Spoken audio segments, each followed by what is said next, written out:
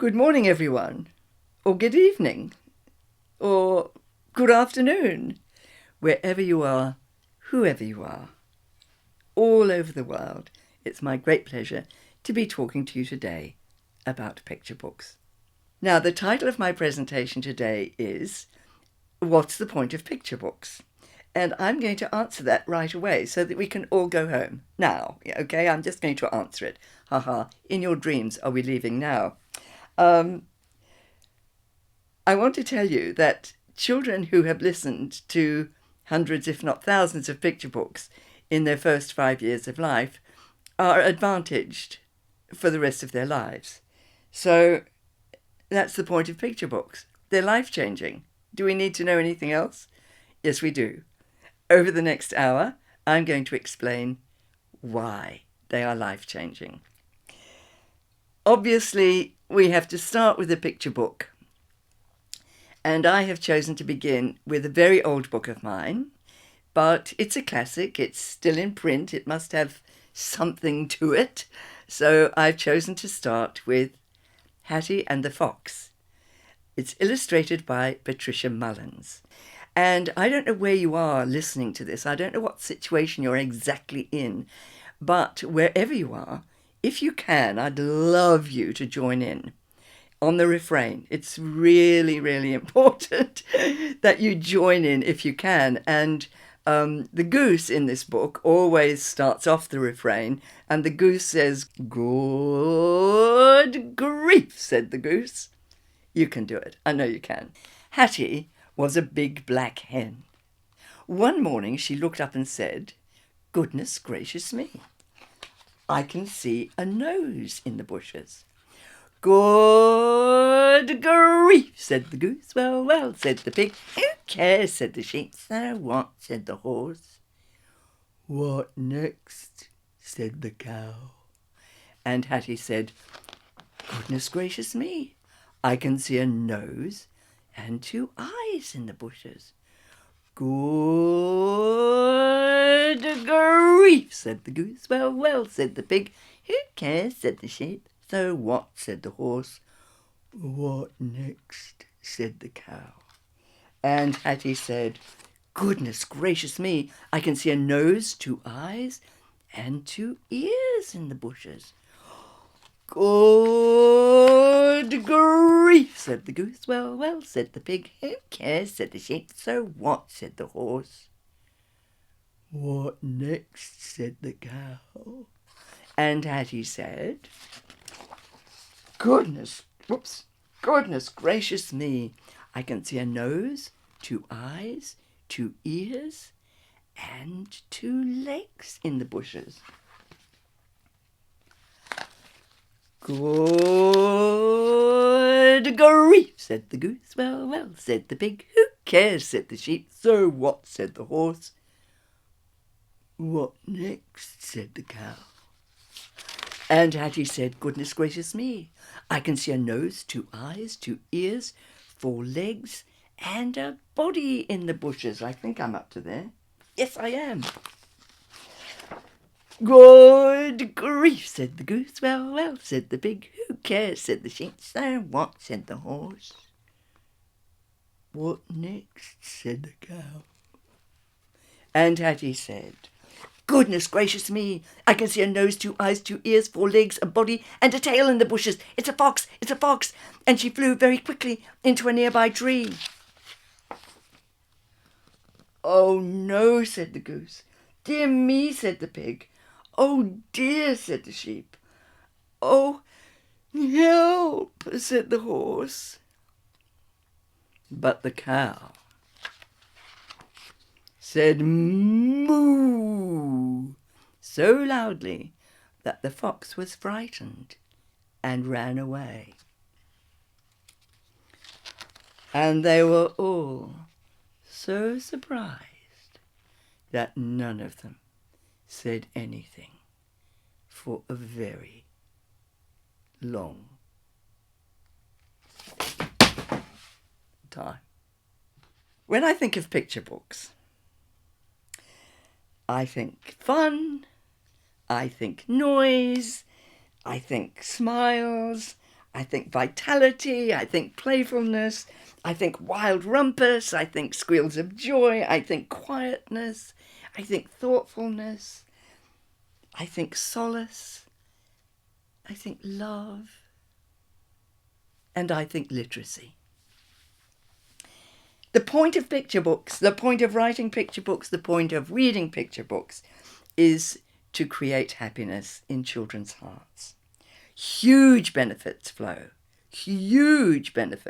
flow in many directions from that heightened level of pleasure.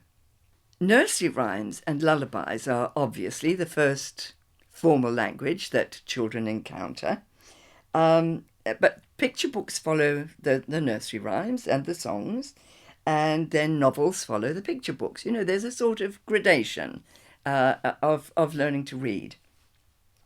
Knowledge of nursery rhymes, though, you know, they're very important, but knowledge of nursery rhymes seems to be on the wane, let alone people's understanding of how important nursery rhymes are. People don't seem to realise how important they are in children's road to reading. They've forgotten. So I decided that I would write a picture book with lots and lots of nursery rhymes in it, and that I would write it in rhyme, actually in rhyme, as well as having the rhymes in it, so that parents and teachers and librarians who had forgotten the nursery rhymes would be able to remember them in a joyful sort of way. So I'm hoping that the children who have this book read to them, this crazy rhyming language, that they will be assisted in the future in their learning to read because of it. Now, I'm going to have to look at the book every so often because I don't know it completely off by heart. I know the nursery rhymes. Of course, I know the nursery rhymes. But I may have to look at this text, which could be irritating. I'm sorry. This book is called Bonnie and Ben Rhyme Again, and it's illustrated by Judy Horacek. Judy Horacek is the one who illustrated Where is the Green Sheep? Bonnie and Ben were a boisterous pair who loved yelling rhymes in the open air. So they said their goodbyes with a kiss and a hug and went off for a walk with their friend, Skinny Doug. Skinny Doug was the one who, time after time, had kept them entranced with rhyme after rhyme. So that as they set off, he said, "Where will you start? You now know so many. You know them by heart." Soon a small hill appeared up ahead. There was no hesitation. The two of them said, "Jack and Jill went up the hill to fetch a pail of water. Jack fell down and broke his crown, and Jill came tumbling after." And Skinny Doug said, I love it, well done and hurrah. Will you tell me another? How clever you are." When a couple of sheep appeared up ahead, there was no hesitation. The two of them said, "Little Bo Peep has lost her sheep and doesn't know where to find them. Leave them alone and they'll come home, bringing their tails behind them." And Skinny Doug said, I love it, well done and hurrah. Can you tell me another? How clever you are. When plums on a plum tree appeared up ahead, there was no hesitation. The two of them said, "Little Jack Horner sat in a corner eating its pudding and pie.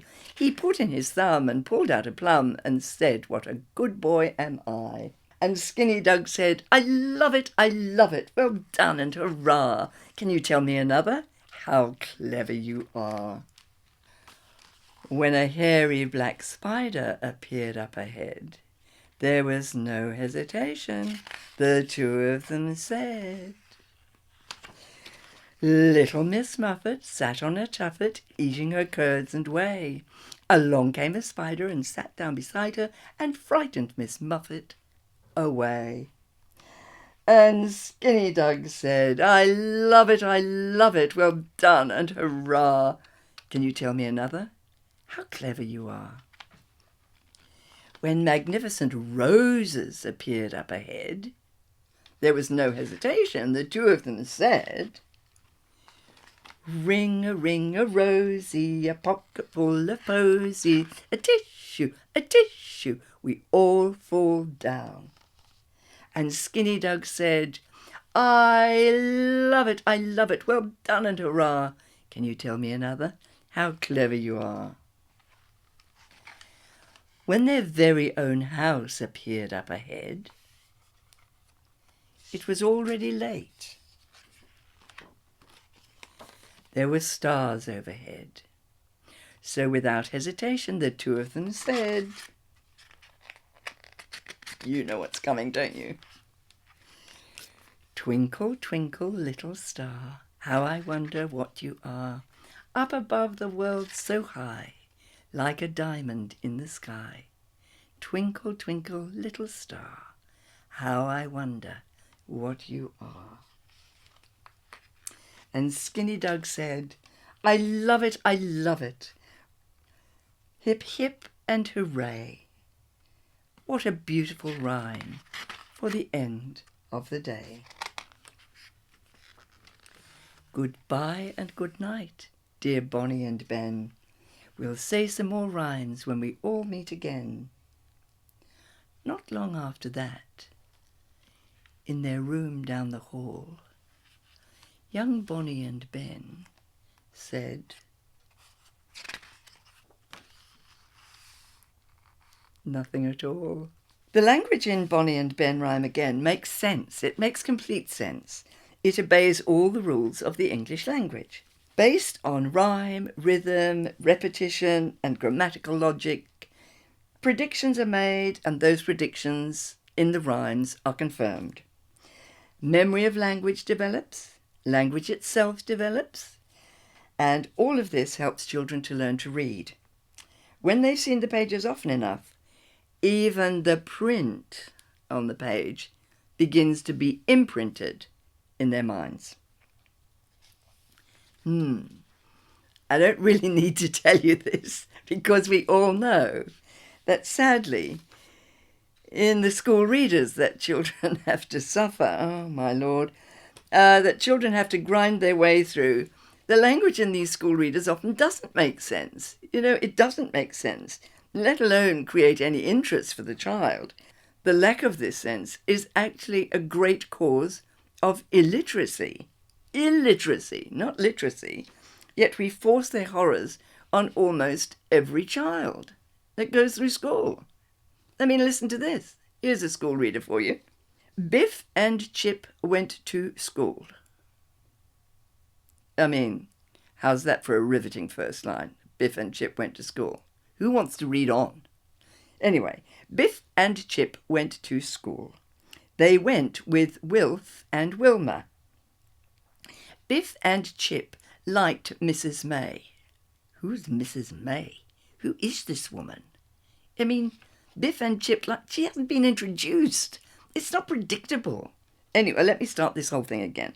Biff and Chip went to school. They went with Wilf and Wilma. Biff and Chip liked Mrs. May. They were in her class. Wilf liked Mrs. May. He was in her class too. Oh, Lord. It confounds prediction. It confounds it. No one speaks like that. It's an unnatural, stilted form of English that leads to a kind of miasma of incomprehension.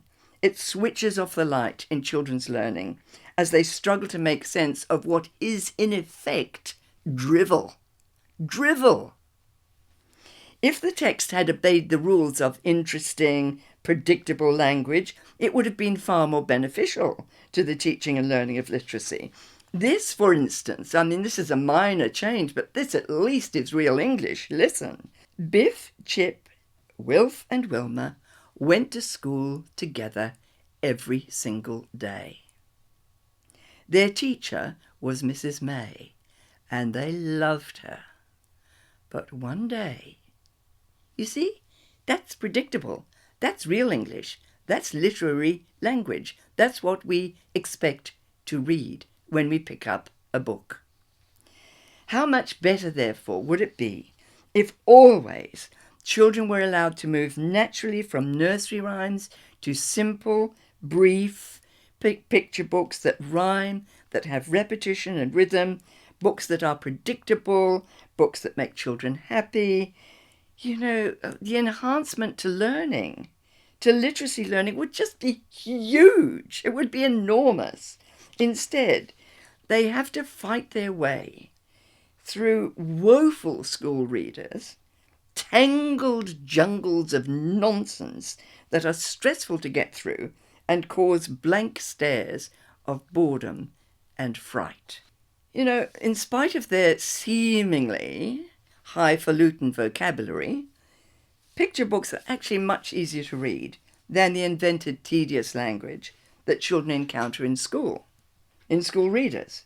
Not just, in school, because many teachers read wonderful literature to their children. I'm talking about school readers. So clearly, one of the main points of a picture book, one of the main points beyond sheer pleasure, is to act as a bridge that children can march across cheerfully on their way from nursery rhymes through to learning to read. Let's get out of the classroom for a moment. I always get very heated when I'm talking about teaching and so on. And let's go into bedtime instead. Okay. One of those very simple books as bridges is Time for Bed. Now, I'm going to read it to you in a minute, but let's picture ourselves as a child in bed. Okay? We're snuggled up in bed. This is you. You are restless from the day's activities. You need to calm down before the lights are out, before the last kiss is bestowed. You feel safe, you feel snug, you love the person who's about to read to you. You want that person to stay, you don't want them to go. You've heard Time for Bed so many times that you know every word of it and you know every inflection. You close your eyes and you listen to the first familiar lines. You float almost as the well-known words waft over you. And this is how it goes. Time for Bed is illustrated by Jane Dyer. It's time for bed, little mouse, little mouse. Darkness is falling all over the house. It's time for bed, little goose, little goose. The stars are out and on the loose. It's time for bed, little cat, little cat. So snuggle in tight, that's right, like that. It's time for bed, little calf, little calf. What happened today that made you laugh? It's time for bed, little foal, little foal. I'll whisper a secret, but don't tell a soul. It's time for bed, little fish, little fish. So hold your breath and make a wish. It's time for bed, little sheep, little sheep. The whole wide world is going to sleep. It's time to sleep, little bird, little bird. So close your eyes, not another word. It's time to sleep, little bee, little bee. Yes, I love you, and you love me. It's time to sleep. A little snake, a little snake. Good gracious me, you're still awake. It's time to sleep, little pup, little pup. If you don't sleep soon, the sun will be up. It's time to sleep, little dear, little dear. The very last kiss is almost here. The stars on high are shining bright. Sweet dreams, my darling. Sleep well.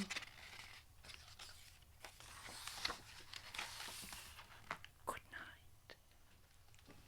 How did Time for Bed begin its life?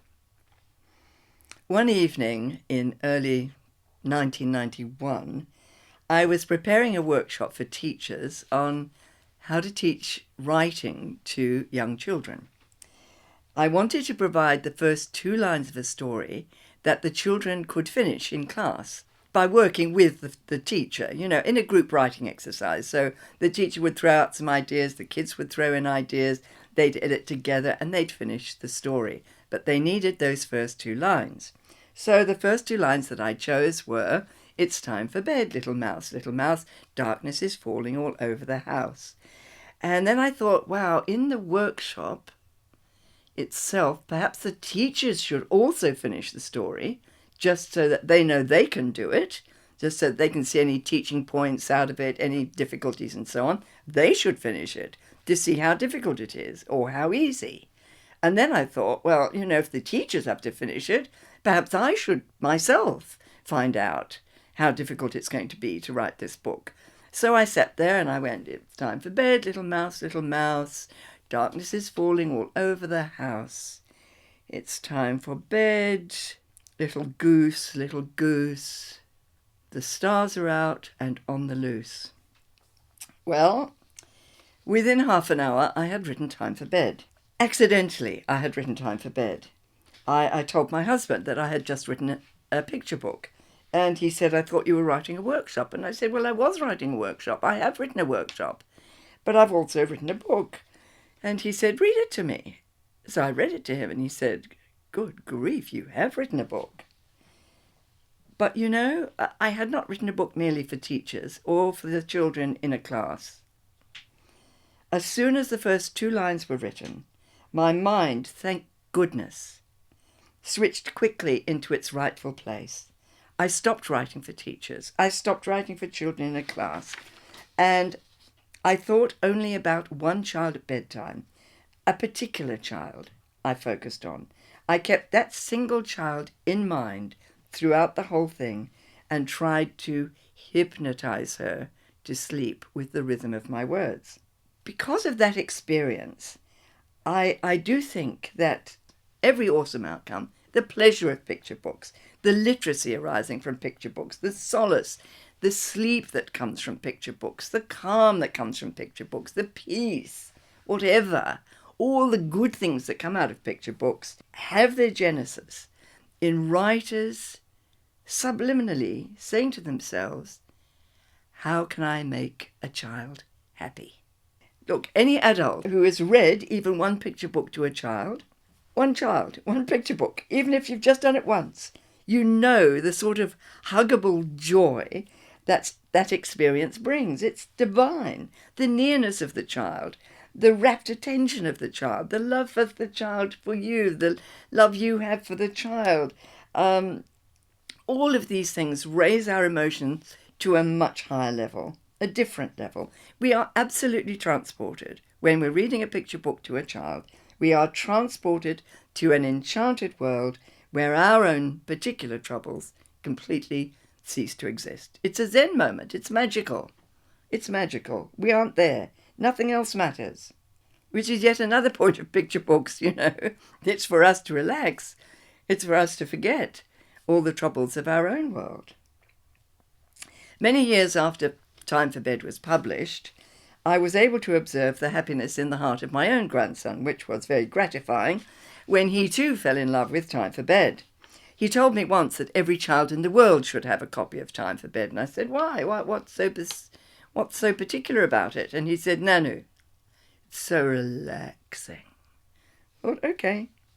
He once joked after "It's time to sleep, little sheep, the whole wide world is going to sleep." "Nanu," he said, "that's not possible, because at any one time only half the world is asleep." Okay, baby.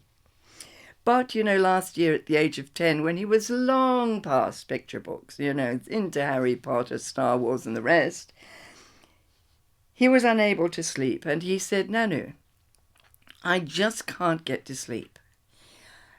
I think we need a couple of rounds of Time for Bed, don't you?" That's another point. That's another lovely positive about picture books. Long-lasting calm in the mind of a child. Time for Bed was first published in 1993. It was on the New York bestseller list for over a year, and it's still in print in hardback 28 years later, which is remarkable. It is, of course, a highlight on my backlist. I'm thrilled with it. And I mention this not to, big note myself in any way, but I need to point out that a picture book, like any other book, is just a commercial product. It's just a commercial entity. It's like a car, it's like a loaf of bread, a bottle of orange juice.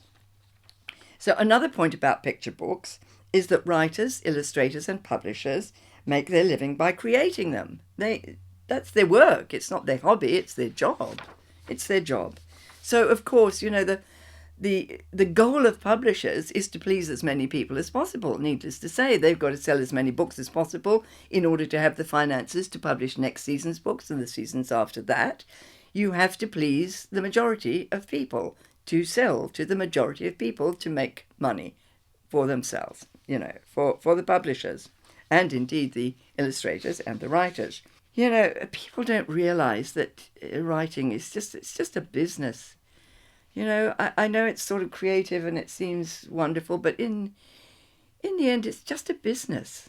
It's kind of sad and hard to realize that it's just a business. And people who don't realize that it's a business send me emails, distressing emails, such as this one. Dear Mem Fox, I have a 4-month-old baby and we absolutely love 10 Little Fingers and 10 Little Toes. It has a wonderful ring to it and it feels like it teaches inclusive values that are very important to us. However, it's these values that I wanted to get in touch about. One of my best friends, who also has a 4-month-old baby, has one arm. The book's chorus about 10 little fingers, therefore, actually feels a little bit less inclusive with her in mind. I know this is a long shot, but I wanted to put to you the idea that maybe another page could be added for a new edition, a page with children who don't have 10 little fingers and 10 toes, but are just as special. I'd love to get this book for more of our friends, but certainly couldn't buy it for my friend, because she can't read it to her son, as she doesn't have 10 fingers herself. I'm planning on adding a little line myself for my son, about some people who don't have 10 fingers, but who are very special too. I'd love to hear your thoughts on this. I honestly love the book, which is why I wanted to drop you a line about it.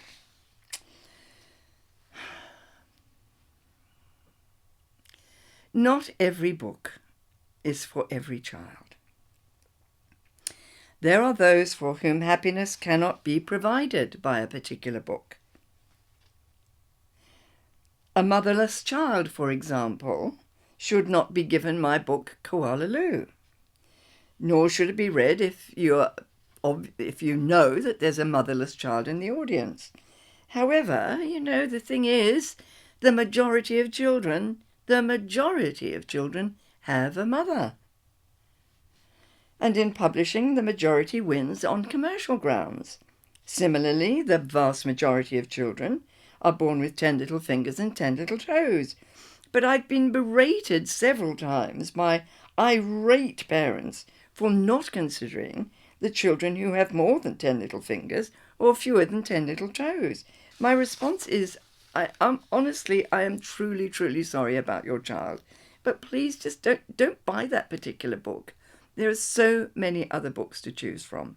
I was more upset about that email than I should have been. Really, I should have been more grown up, but honestly, occasionally the knife runs deep, and I confess I was really desperately wounded.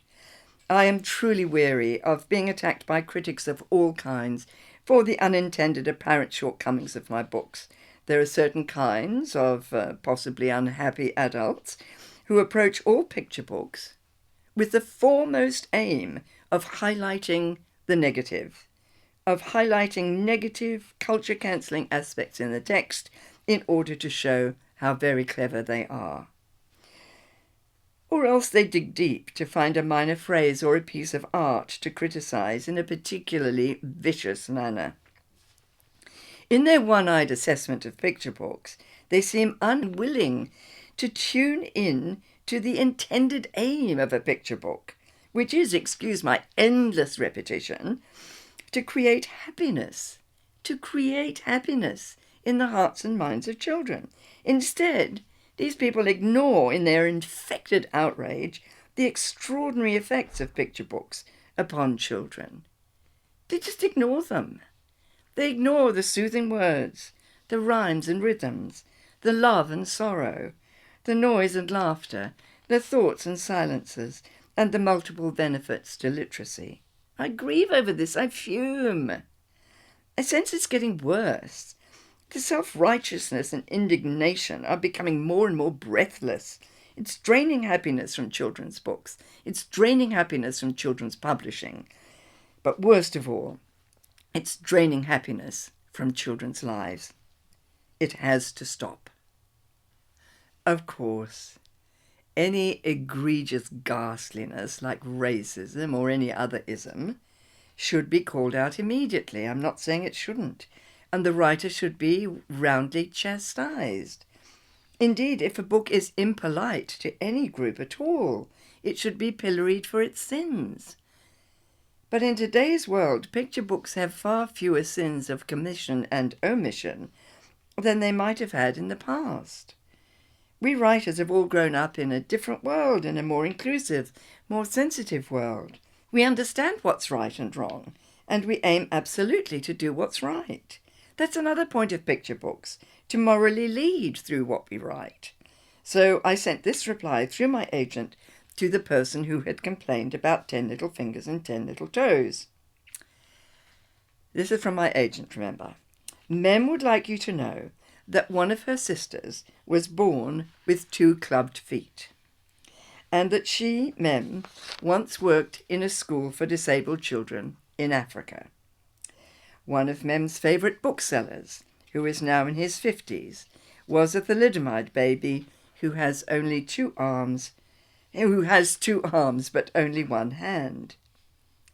Mem does understand about those who are born without the full list of legs, fingers, toes and arms, but the commercial interest of publishers is to care for the 99%. Sadly, the majority rules. However, that fact doesn't take anything away from Mem's anguish about the disabilities and abuse that children suffer. She gets very upset when she's attacked over this, as her work is famously inclusive, as in Whoever You Are, Tough Boris, The Goblin and the Empty Chair, I'm Australian Too, and Feathers and Fools. She understands completely that 10 little fingers and 10 little toes cannot be given to certain children, and hopes you will understand her deep regret and her perspective on these matters. I am thrilled to tell you that the reply I received to this email was fantastic. It was one word, and it was in caps, capital letters, and the word said, sorry, with 6 exclamation marks. I was absolutely thrilled to receive that email to wind this whole thing up. Writers of picture books have only 32 pages to play with, and half of those pages are pictures, so you can imagine there's very little space for the words. 10 Little Fingers is a case in point. I mean, there are very few words on each page because the illustrations take up so much of it, the beautiful illustrations by Helen Oxenbury. So the limited words that are available to a writer need to be the best possible words available, the most memorable words, the most original words, the most extraordinary words, the most precise words, the most startling words, with perfect syllabic rhythms that will soothe and comfort and thrill and excite. I recall, as many of you will, a delicious literary phrase from Winnie the Pooh by A. Milne. Well, says Winnie the Pooh when he's eaten all the honey all by himself, well, one must sustain oneself. That became a very, very common phrase in our household. When snacks disappeared and one went to the snack drawer and there was nothing left, and the person who had eaten it all would say, sorry, one must sustain oneself. I recall a lovely word in The Beast of Monsieur Racine when children frolic in the garden. Love the word frolic. And I remember our 6-year-old daughter loving that word too, ever after, partly because she first read frolic as frockle. I recall Bear in A Bedtime for Bear by Bonnie Becker, yelling in frustration when Mouse, who's come over for a sleepover, won't stop talking. Will this torment never cease? I love that phrase. It's extremely useful in any number of situations. Exams, traffic jams, lectures such as this. I hope you're not thinking, well, this torment never ceases. I hope you're still with me. Anyway, these are the words that we pick up through picture books that we love.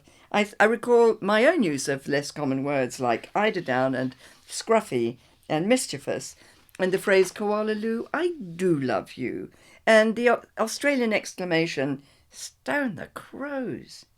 It's hard for writers, it's actually really hard for us to choose original words that will set little minds on fire. It's very easy for us to fall into the trap of uncaring banality and blah, blah, blah, any word will do. It won't. Any word will not do. It's got to be the right word and it's got to be in the right place. It's difficult also to choose words for rhythmical reasons, such as the choice between beside and next to. Their meaning is the same. Both have 2 syllables. The beat in next to, however, is on the first syllable, next to. In beside, the beat is on the second syllable. These are the choices that a writer has to make the writing as fine as possible. Only one of those choices will be possible in the rhythmic sentence that is about to be written. That single beat will make a massive difference. A publisher once asked me to replace the word adored with the word loved, telling me that adored was an adult word, unsuitable for a picture book. I replied by pointing out that adored had the necessary 2 syllables and loved had only 1, and that children are neither fools nor idiots and can understand any vocabulary whatsoever, so long as they hear it in context often enough. Let's come to another point of picture books: learning language and learning to read with them. How do they help? What do children pick up? What do they see? What do they figure out? What do they remember when they're being read to? One of the most important strategies that they learn is how to predict what's coming next in any given sentence. They know that language isn't nonsensical. I mean, they're surrounded by language that is real, that makes sense. They know it's not nonsensical. It always makes sense. So they predict sense. They use all the tools at hand. They use the storyline, they use the rhymes, the rhythms, the repetitions, they use the pictures, they use the print, they use the fact that they've heard the story many times before, they use their own grasp of the English language, such as it is at whatever age they are, and they constantly, therefore, and rapidly predict what's coming next. The more picture books they look at, the more picture books they listen to, the better their ability to predict becomes. And I'm thinking that you might be thinking, so what? So what? Who cares about that? Who cares about prediction? Aha! It so happens that the ability to predict is fundamental to reading anything. When we read, any of us, you and me, fluent though we are as readers, we are really fluent readers, but every single reader in the world, every reader of English, I won't go so far as to speak about people with different ways of writing, but every single person in English does this. We quickly predict the next word or letter or phrase that we're going to read based on our knowledge of the way English works, our general understanding of the world, how does the world work, and our knowledge of the words printed on the page. For example, if we received a text from a friend who'd moved to a new city explaining that he was still house hunting, we would never predict the word horse hunting. Our knowledge of English tells us immediately that it won't be horse hunting. Our knowledge of print tells us that it isn't horse hunting. And our general knowledge of the world tells us that, hey, people don't hunt horses, so of course it can't say horse hunting. We know that language makes sense. Horse hunting makes no sense. We know it can't be right, which is why we immediately read house hunting and not horse hunting. When children are learning to read, they too have to be able to trust that the language that they will read will be making sense, that what they predict will indeed happen. If they've been exposed to lots of nursery rhymes, repeated many times, they predict intuitively that if Humpty Dumpty sits on a wall, the next line will end with a word that rhymes with wall. as indeed it does. Humpty Dumpty sat on a wall. Humpty Dumpty had a great fall. Rhyme, rhythm and repetition assist greatly in fixing the notion of prediction in children's heads, which is why apparently simple rhyming nursery rhymes and picture books are far more important than they appear on the surface. There's a mighty swirl of learning going on underneath. Children who have listened to and looked at picture books often and regularly develop an absolutely amazing facility with language. Their level of vocabulary is incredible. It's vast. It's startling. It boggles the mind of people who hear them speak. 4-year-olds who have been read to regularly and often can sound as fluent and as articulate as adults, thanks to the highly sophisticated language of the picture books they have listened to. See, while happiness filled their hearts, words filled their minds, which is another point of the picture book, to make the acquisition of language easy peasy. They learn to talk so easily, so quickly. Research tells us that in the first year of school, knowing how to talk clearly is much more important to literacy learning than knowing the alphabet by heart or the sounds of letters and their blends. The more language children know by the time they start formal schooling, the easier it is for them to learn to read happily, quickly and easily. The ability to be articulate at the age of 5 has huge beneficial ramifications for children for the rest of their schooling and long afterwards into the rest of their lives, which is another point of picture books. The language and pleasure they engender develop not only spoken fluency, but also a wonderfully positive attitude to learning to read. How dreadful it is then, oh my Lord, for this kind of fluent, articulate, picture book-loving child who is eager to learn and ready to learn, to be hit in his or her first weeks at school with a system of teaching reading that sucks all the joy out of books and words, that rips the happiness from learning to read, a system that reduces literacy learning to confusing, meaningless, disheartening, disconnected parts of words and their sounds. Oh, goodness. Good teachers have known from time immemorial that when children look at the words they are hearing, through exposure to great literature and its constant repetition and enjoyment, excellent learning outcomes are achieved. Perhaps it's because in those circumstances, happiness has been retained in the teaching. The kids are happy in the listening, in the reading, and the writing. The point of a picture book at home and at school, people, is to make the point that reading is a reward, not a bore. A gift, not a punishment. If we remove the noise, the fun, the smiles, the happiness, and so on, the benefits we might have hoped for slip soundlessly under the door and are gone forever. A picture book is not a jewel to be smashed in the cause of literacy, however. We cannot allow ourselves to use picture books to teach reading, writing, science, history, geography, social science, or anything else, unless we keep in mind that the reason that the author wrote the book in the first place, which was to provide pleasure. The author didn't write the book so that history could be taught with it. No matter how we wreck these books in the cause of teaching other things, we must always begin and return to the story itself. Please begin and return to the story itself. By reading it from start to finish, without a single interruption. No interruption whatsoever, none allowed from the teacher, none allowed from the children. No interruption whatsoever. And it should be read with enthusiasm, with vitality, with love, and, last of all, respect for the literature, respect for the writer. The element of joy has to be central to the learning process. As my father used to say, a laughing child likes learning.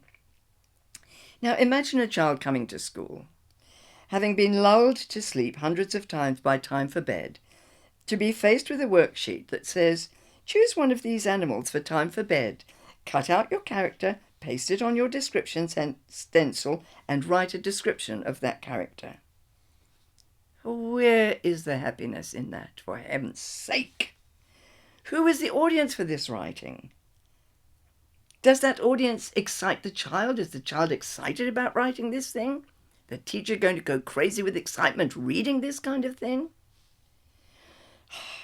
Who will show the slightest fascination or joy in the response of the child, writing this stencil? Honestly, I'm tearing my hair out as I speak to you. Every time I rail about the extensive and often useless use of diabolical worksheets in the teaching of literacy, my loyal husband leaps to the defense of teachers. We all have been teachers in our family. They're tired and overworked, he says. Give them a break, he says. But they're my books, I cry. And they're being killed. They're being sucked dry horribly like a lemon. So all right, I say to him, okay, I say, the compromise is this. If my books are to be used for any other purpose than to make children's hearts brim with happiness, then please would teachers and librarians at least read the entire book without interruption before, during, and after the activities that children have to work through, so the teacher and the class remember once again why on earth I wrote the book in the first place. When I imagine my stories being read by a teacher to a class, especially a class that needs to calm down, a class that needs to come together, a class that needs to learn to sit still and listen, a class that might not be familiar with books and the wild pleasure they can provide, I still think noise, good noise. I still think fun. I still think wild rumpus, happiness, smiles. I always hope, that teachers and librarians and anyone else will read my books to their classes in exactly the same way as parents would read a book to a child. I know that's not often the case. I know that. For example, I know that teachers are expected to orientate their child to the book before they read it aloud. I used to teach teachers, this is me confessing my sins, by first discussing, you hold the book up and you discuss the author and you discuss the illustrator and you discuss the title and what the title might reveal about the book, and you sort of walk your way through the book, wrecking it before you've even started to read it, talking about the illustrations, what might happen next. For heaven's sake, the book is completely wrecked by the orientation itself. By the time the teacher or the librarian or any other reader has finished this tedious introduction, this tedious orientation to the book, which we were supposed to do, please don't do it, the interest of the children, if there was any interest in the first place, the interest of the children is entirely lost. They're still fidgeting, they're still rolling around the floor, they're still looking out the window, they're still fiddling with the Velcro on their shoes, and they're still playing with the hair of the girl who's sitting in front of them. Nothing has changed. Nothing has changed. But the trick to get them eating out of your hand in reading a picture book to a class is simply to be more like a parent. Just open the book and say, Hattie was a big black hen. One morning she saw a nose in the bushes. Snap! In an instant the children are hooked. There's no way out. Their eyes are fixed. Their hands are still. The anticipation, the fun, the noise, the smiles, the pleasure, and ultimately the all-important literacy learning fill the room. From that moment on, there's no need to talk about what might happen, to explain what the hard words might mean, to name the title of the book or the names of its creators. Those details can be discussed later. They must be discussed later, but not at the beginning. Too often, it seems to me, teaching disrupts learning. It interferes with it. It slows it down. How about more reading, simply, and less teaching? It would work wonders. The simplest picture books, such as Where is the Green Sheep, with their, often maddening for parents, I must say, with their repetitive words and phrases, such as, but where is the green sheep? But where is the green sheep? But where is the green sheep? These books, which drive adults crazy, make learning to read a fabulous game and an early and exciting achievement, without distress, without tension, without being frozen with fear and boredom. For example, I'm about to read you my latest book. It was published in the USA yesterday. February the 17th, 2021. It will be published in Australia on March the 2nd, and I'm very excited about it. Obviously, any writer still writing, at my age in particular, to have a new book out is an exciting moment. But I'm looking at this book early one morning and I'm thinking, goodness me, within the first couple of readings, I hope, children will be saying the familiar phrase that comes again and again, within minutes, honestly, within minutes, after 3 or 4 repetitions, unless they're under 2 and they can't talk at all yet, It's so simple. This book is so simple. It's the kind of book that people look at and think, I think I'll write a picture book one day, but actually this book took about 5 years to get right. It's so simple that I'm assuming that children won't be able to do anything other than join in, which should make it a good vehicle for learning how to talk, let alone learning how to read. But of course, I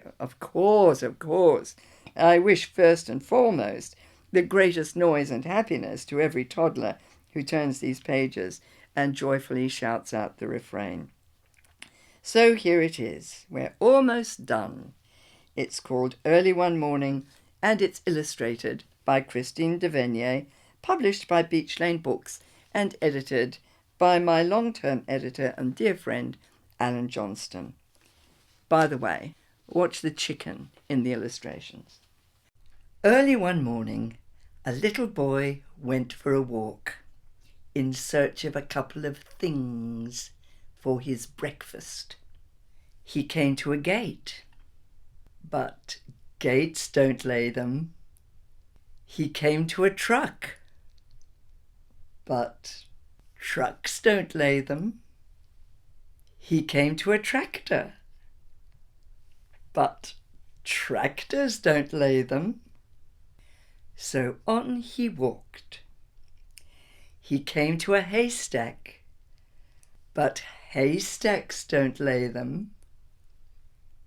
He came to a cow, but cows don't lay them.